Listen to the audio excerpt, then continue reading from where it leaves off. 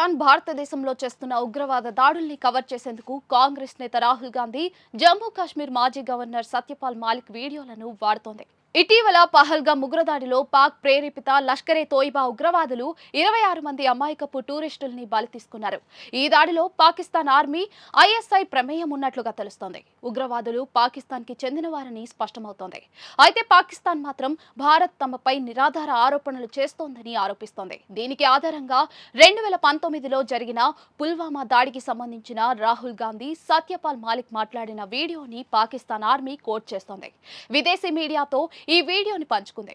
Pak army media విభాగం ISPR ఈ వీడియోని హైలైట్ చేస్తోంది. కేంద్ర ప్రభుత్వం కేవలం రాజకీయాల కోసం అమాయకులైన కశ్మీరీలను, ముస్లింలను చంపుతోందని పాకిస్తాన్ పై ఆరోపిస్తోందని ఐఎస్పీఆర్ డీజీ అహ్మద్ షరీఫ్ చెబుతూ విదేశీ మీడియాకు ఈ వీడియోని చూపించారు.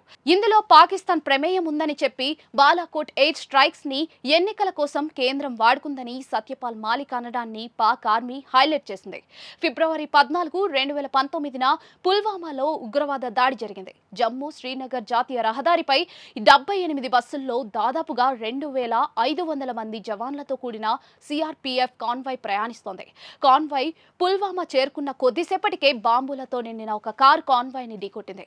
ఈ దాడిలో 40 మంది జవాన్లు మరణించారు. ఈ దాడికి ప్రతీకారంగా బీజేపీ ప్రభుత్వం పాకిస్తాన్లోని బాలాకోట్ ఉగ్రవాద శిబిరంపై వైమానిక దాడులు కూడా చేసింది.